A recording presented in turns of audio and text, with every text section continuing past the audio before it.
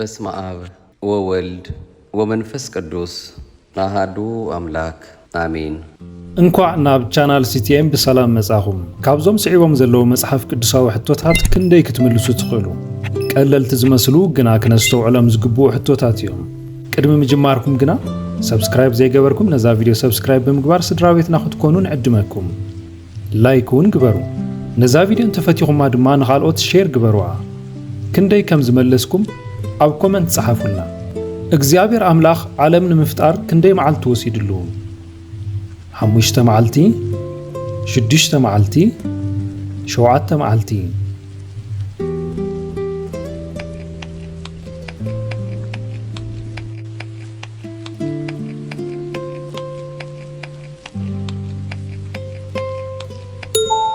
መልሱ 6 መዓልቲ እዩ።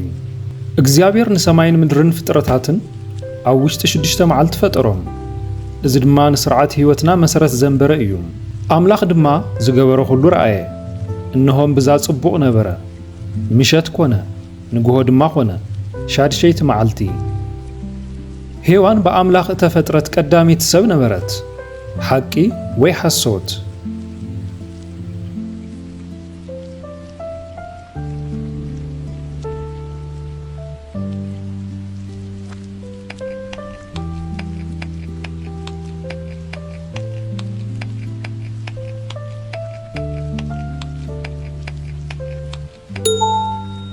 መልሱ ሓሶት እዩ።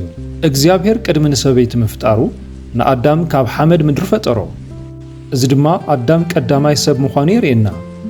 እግዚአብሔር ኣምላኽ ድማ ንሰብ ካብ ሓመድ ፈጠሮ፣ እቲ ሰብ ድማ ህያው ነፍሲ ዘለዎ ኾነ ይብል። እግዚአብሔር ብዳሽ ሰማይን ምድርን ፈጠረ። ብተኣምራት ብመጀመርታ ብ7 መዓልቲ።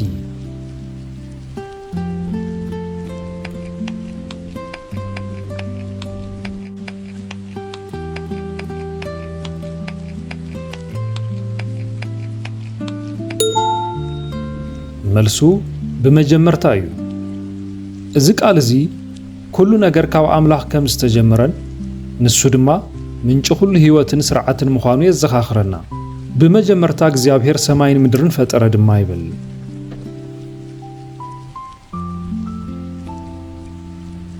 እንስሳታት ከኣትውሉ ኣብ መርከብ ኖህ ክንደይ ማዕጾ ተሰሪሑ ነበረ? 1 2 3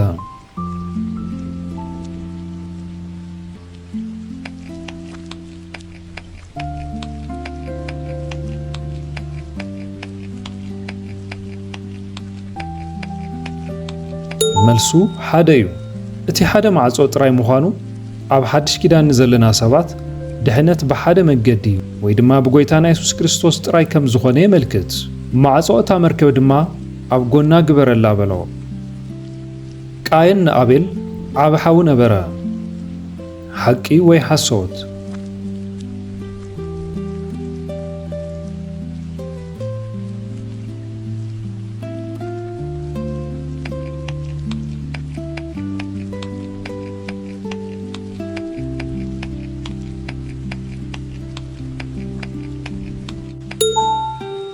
መልሱ ሓቂ እዩ። ቃየን ቀዳማይ ውሉድ ኣዳምን ሄዋንን እዩ ነይሩ። ናይ ቃየልን ኣቤልን ታሪኽ ካብ ልቢ ዝበለጸ መስዋዕቲ ምቕራብ ከም ዘድሊ ይምህረና። ቃየን ወለደት፣ ድሕሪዚ ድማ ሓው ኣቤል ወለደት።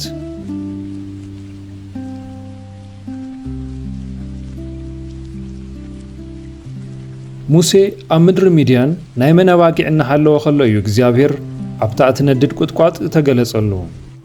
ኣባጊዕ ኣቦኡ፣ ኣባጊዕ ሓሙኡ፣ ኣባጊዕ ንጉስ ግብፂ።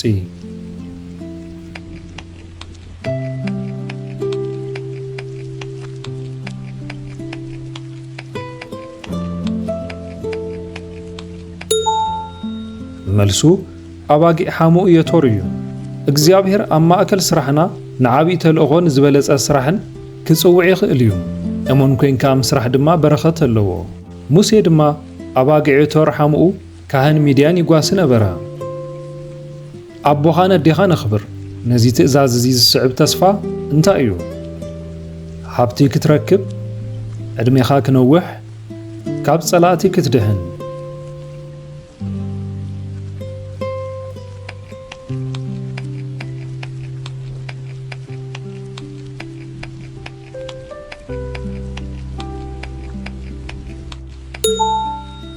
መልሱ ዕድሜኻ ክነውሕ እዩ።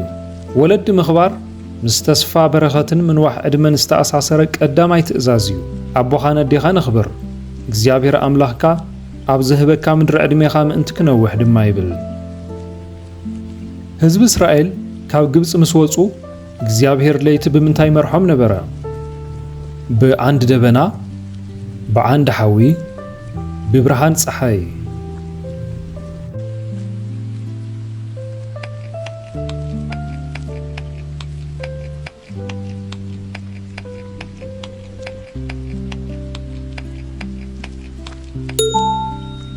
መልሱ ብዓንዲ ሓዊ እዩ። ኣብ ሓድሽ ኪዳን ዘለና ሰባት ጎይታና ኢየሱስ ክርስቶስ ኣብ ዝኸፍአ እዋን እኳ ብርሃን ኮይኑ መንገዲ ከርእየና ከም ዝኽእል የርእየና። ብለይቲ ድማ ከብርሀሎም ብዓንዲ ሓዊ እግዚኣብሔር ኣብ ቅድሚኦም ይኸይድ ነበረ። እግዚኣብሔር ምስ ሙሴ ኣብ ደብረ ሲና ንኽንደይ መዓልትን ለይትን ጸንሐ? 7 መዓልቲ፣ 12 መዓልቲ፣ 40 መዓልቲ።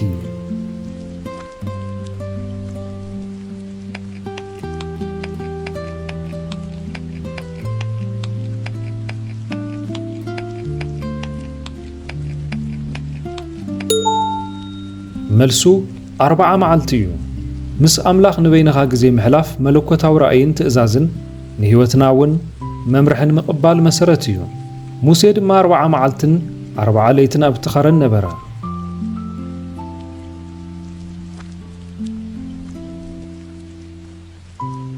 ሰብ ካብ ኣፍ እግዚኣብሔር ብዝወፅእ ኩሉ ቃል እምበር ብዳሽ ጥራይ ከም ዘይነብር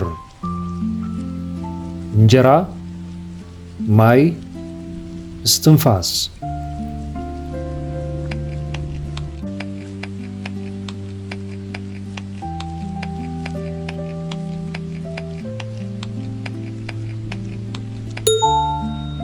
መልሱ እንጀራ እዩ። ህይወትናን ሓይልናን ካብ ቃል ኣምላኽ እምበር ካብ ስጋዊ ምግቢ ጥራይ ከም ዘይኮነ ይምህረና። ሰብ ካብ ኣፍ እግዚኣብሔር ብዝወፅእ ኩሉ እምበር ብእንጀራ ጥራይ ከም ዘይነብር ከፍልጠካ። እግዚአብሔር ንሳሙኤል ክጽውዖ ከሎ ሳሙኤል መጀመርታ መን ጸውዖ መሲልዎ ነበረ? አቡኡ፣ ካህን ኤሊ፣ ሓው።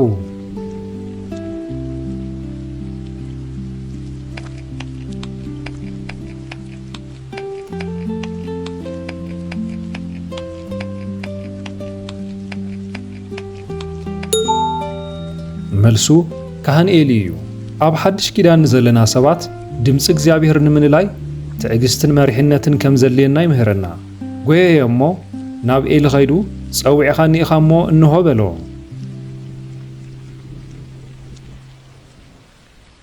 ዳሽ እንተተላጸኹ ሓይለይ ካባይ ክርሕቕ እዩ፣ ኣነ ኸኣ ክደክም እየ በለ። ጽሕመይ፣ ቆርበተይ፣ ጸጉሪ ርእሰይ።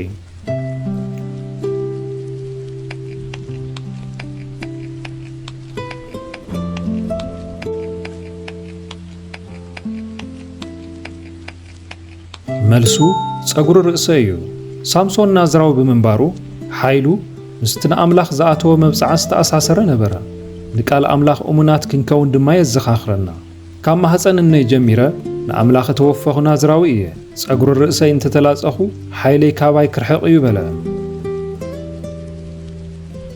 እቲ ብዙሕ ሕብሪ ዝነበሮ ክዳን ዮሴፍ ካብ ኣቦኡ ዝተዋሃበ ውህበት ነበረ። ሓቂ ወይ ሓሶት?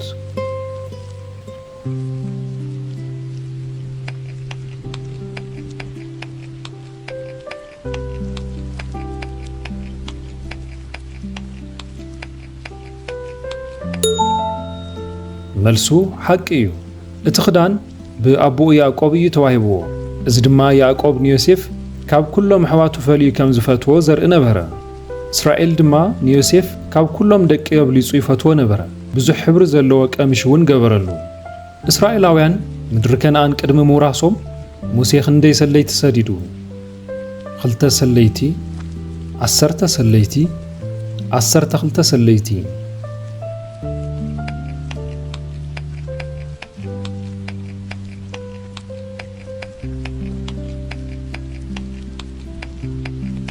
መልሱ 12 ሰለይቲ እዩ። ካብቶም 12 ሰለይቲ እቶም ክልተ ማለት እውን ኢያሱን ካሌብን ጥራይ እዮም ብእምነት ዝተዛረቡ። እምነትና ኣብ ቃል ኣምላኽ እምበር ኣብቲ ኣብ ዝሓሰብ ዝኣምነሉ ክኸውን ከም ዘይብሉ ድማ ይምህረና። ዮርዳኖስ ክምቀል ከሎ እቶም ካህናት ታቦት ቃል ኪዳን ሒዞም ኣበይ ደው በሉ? ኣብ ገምገም ዮርዳኖስ፣ ኣብ ማእከል ዮርዳኖስ፣ ኣብ ማዕዶ ዮርዳኖስ።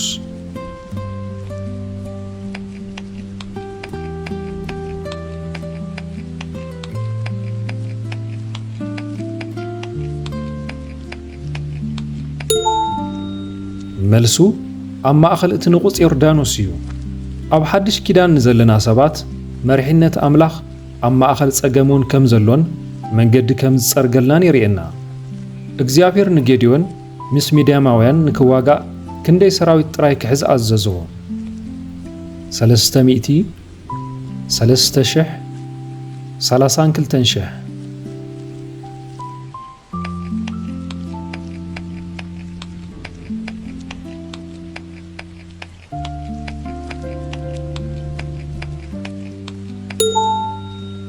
መልሱ 300 እዩ። ዓወት ብብዝሒ ሰራዊት ዘይኮነስ ብሓይሊ ኣምላኽ ከም ዝርከብ ዘርኢ እዩ። እግዚኣብሔር ዝሰኣኖ ነገር ድማ የለን። በዞም ብኢዶም ሓፊኖም ዝሰትዩ 300 ሰባት ከድሕነኩም እየ ይብል።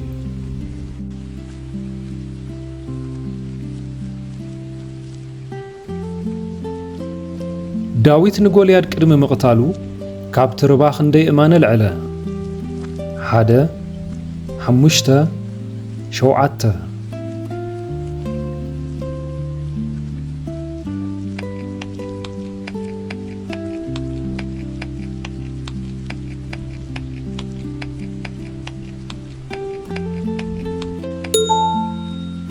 መልሱ 5 እዩ። ንውግእ ምድላው ከም ዘድሊ ይምህረና። ኣምላኽ ብዘለና ንእሽቶ ነገር ተጠቒሙ ዓብዪ ዓወት ይህበና። ካብቲ ርባ 5 ልሙጻት እማን ሓረየ፣ ኣብቲ ማሕፉድኡ ድማ እምበሮም።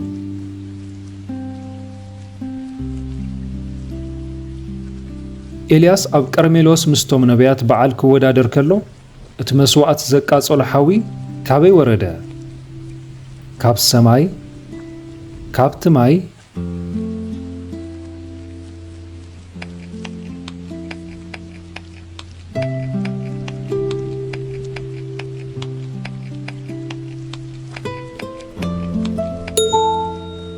መልሱ ካብ ሰማይ እዩ።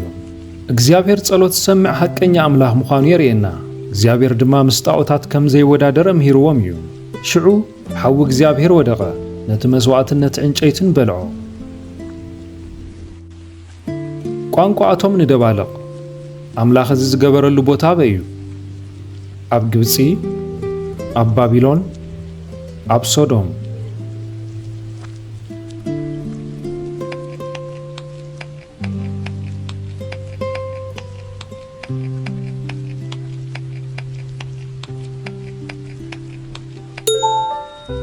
መልሱ ኣብ ባቢሎን እዩ። ትዕቢት ወዲ ሰብ ውድቀት ከም ዘምጽእን ኣብ ቅድሚ እግዚአብሔር ትሕትና ከም ዘድልየና ይምህረና። ሓደ ነቲ ናይ ሓደ ዘረባ ምእንቲ ከይሰምዕስ ኣብኡ ቋንቋኦም ንደባልቕ ይብል።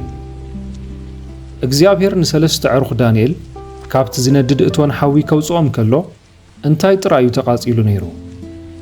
ክዳውንቶም፣ ዝተኣሰሩሉ መቑሕ፣ ዝተስሓለ ጦር።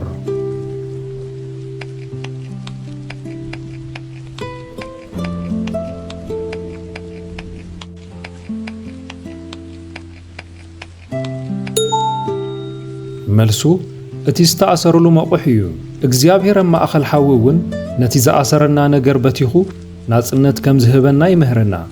ጸጉሩ ርእሶም ከይተቓጸለ ጨና ሓዊ እኳ ይበጽሖምን ነበረ። ንግሥቲ ኣስቴር ንህዝባ ንምድሓን ቅድሚ ናብ ንጉስ ምእታዋ ንኽንደይ መዓልቲ ጾመት? ቅድሚ ናብ ንጉስ ምእታዋ ንኽንደይ መዓልቲ ጾመት? 1 መዓልቲ፣ 3 መዓልቲ፣ 7 መዓልቲ።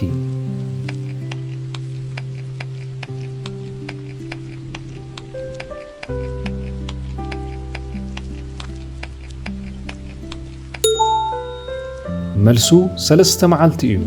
መንፈሳዊ ምድላው ማለት እውን ጾምን ጸሎትን ዝኾነ ዕንቅፋትን ምስጋር ሓይሊ ከም ዝህብ ይምህረና። ኣስቴር ድማ 3 መዓልትን ለይትን እንተይበልዓኹምን እንተይሰትኹምን ምእንታይ ጹሙ በለት።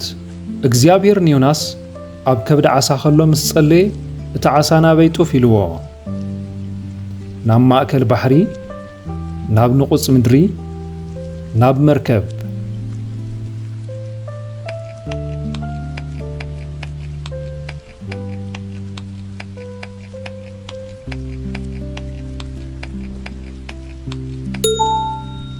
መልሱ ናብ ንቑጽ ምድሪ እዩ። ንስሓ ምስኣተና እግዚአብሔር ካብ መከራ አውፂኡ ናብቲ ዝተመደበልና ሰላማዊ ቦታ ከም ዝመልሰና ይምህረና። እግዚአብሔር ድማ ነቲ ዓሳ ኣዘዞ፣ ንዮናስ ከዓ ናብ ንቑጽ ምድሪ ጡፍ በሎ።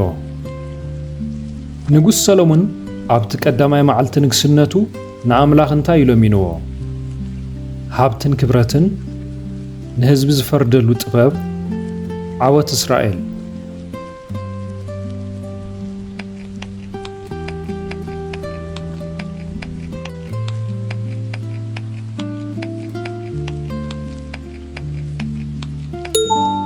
መልሱ ንህዝቢ ዝፈርደሉ ጥበብ እዩ። ካብ ስጋዊ ሃብትን ላዕሊ መለኮታዊ ጥበብ ክንደሊ ከም ዘለና ይምህረና። ሰሎሞን ድማ ነዚ ዓብ ህዝብኻ ክፈርድ ዝኽእል መን እዩ እሞ ንባርያኻ ልቦና ሃቦ በለ። እግዚአብሔር ንነቢይ ኤልያስ ኣብ ግዜ ጥሜት ብኸመይ መጊብዎ? ብሓገዝ መላእኽቲ፣ ብሓገዝ ኳኽ፣ ካብ ሰማይ መና።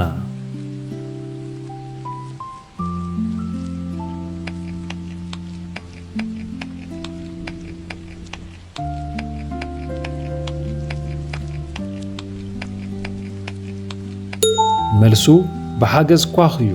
እግዚአብሔር ብዘይተጸበናይ መንገዲ እውን ከም ዝምግበናን ከም ዘንብረናን ይምህረና። ንሱ ድማ ምንጪ ጸጋና እዩ። እግዚአብሔር ጓሳየ እዩ፣ ዝጐድለኒ የብለይን። እዚ ቃል እዚ ብመን ተጻሒፉ? ሙሴ፣ ሰሎሞን፣ ዳዊት።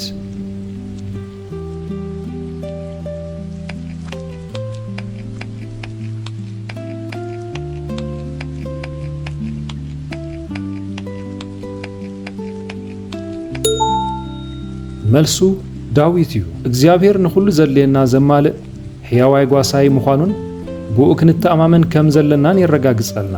እግዚአብሔር ጓሳየ እዩ፣ ዝጐድለኒ የብለይን።